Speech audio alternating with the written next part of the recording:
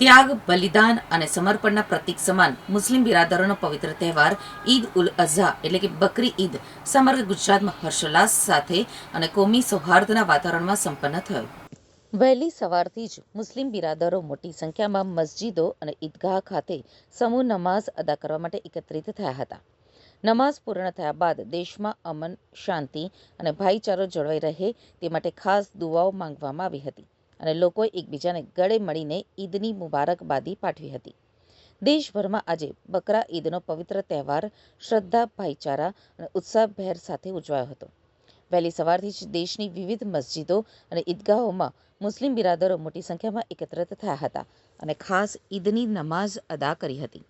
નમાઝ બાદ દેશની સુખ, શાંતિ, સમૃદ્ધિ અને કોમી એકતા માટે ખાસ દુઆઓ કરવામાં આવી હતી।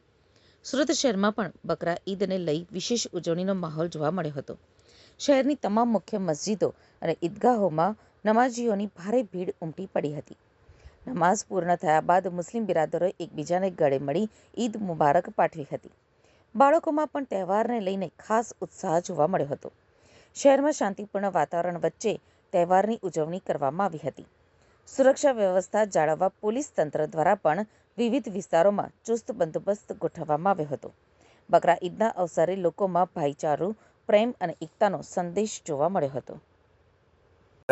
सूरत में इस मुबारक महीने के ईद उल अजहा की तमाम देशवासियों को पुरखुरूज मुबारकबाद पेश करता हूं। और कल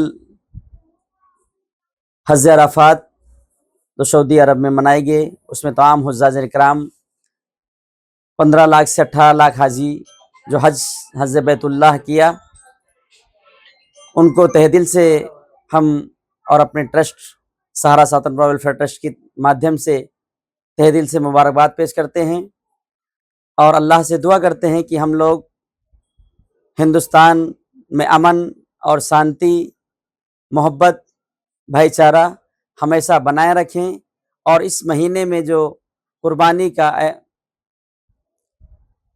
अहम फरीज़ा है उसको हम सही तरीके से और पर्दे के अंदर रहकर कुर्बानी को करें और किसी तरह से सोशल मीडिया या मोबाइल के ज़रिए से कुर्बानी का पोस्ट ना किया जाए और जो इसका कचरा निकले उसको एसएमसी के गाड़ियां आती हैं, उन गाड़ियों में इसका कचरा डाला जाए और कहीं खुले स्थानों पर कुर्बानी ना किया जाए और पर्दे का ख्याल रखा जाए। और हमारे एसएमसी तंत्र और हमारे सूरत के तमाम आलाधिकारी हर तरह से हर संयम व्यवस्था और हर तरह से हमारी रात दिन जागकर हमें सुख दुख और सारी त्योहारों में अमन शांति के साथ त्यौहार का करने का सही व्यवस्था करते हैं।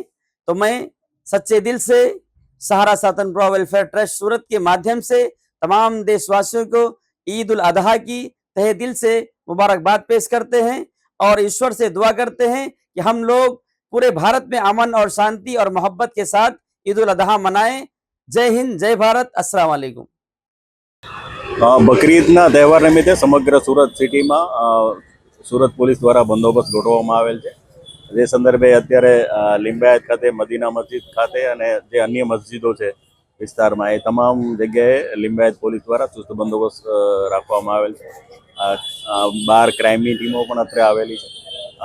जे नमाज छे सारी रीते तमाम मुस्लिम बिरादरो द्वारा अदा करवामां आवेली छे અને આગળની જે પણ બકરી ઈદની જે વિધિ છે એ સુચારુ રૂપે થાય એ માટેની તમામ વ્યવસ્થા શાંતિ સમિતિના સભ્યો અને પોલીસ દ્વારા સંકલન કરી અને યોજવામાં આવેલી છે અને બહુ શાંતિપૂર્ણ વાતાવરણમાં તમામ મસ્જિદોમાં હાલ નમાજ પૂરી થઈ।